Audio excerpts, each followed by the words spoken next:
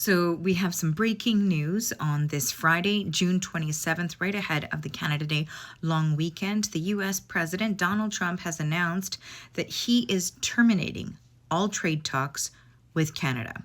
He posted on Truth Social, and here's the post. We have just been informed that Canada, a very difficult country to trade with, including the fact that they have charged our farmers as much as 400% tariffs for years on dairy products, has just announced that they are putting a digital services tax on our American technology companies, which is a direct and blatant attack on our country. Now, it goes on to say, based on this egregious tax, we are hereby terminating all discussions on trade with Canada effective immediately. We will let Canada know the tariff that they will be paying to do business with the United States of America within the next 7-day period.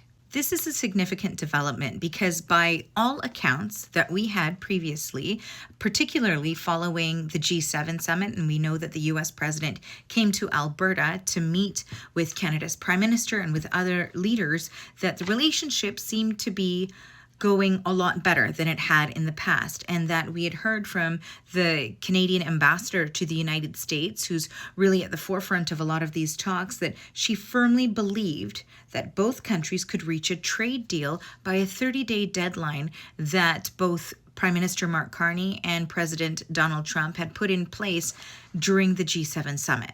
Prime Minister had said that counter tariffs on U.S. steel could go up or down depending on how things go by the end of that 30-day deadline, looking at about July 21st. Today's development signals a significant breakdown in talks, well, a termination of the talks, according to the U.S. president, between Canada and the U.S. in this ongoing trade war between the two countries that was launched by the United States.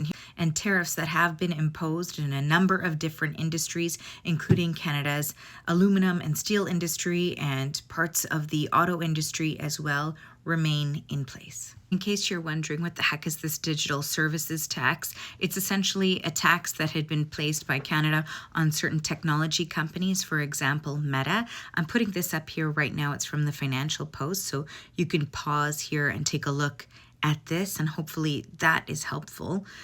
And we know that Canada's finance minister had suggested that the digital services tax might be considered to be part of broader negotiations on Canada-US trade. But of course, as it seems right now, those trade talks have, at least for the time being, come to an end.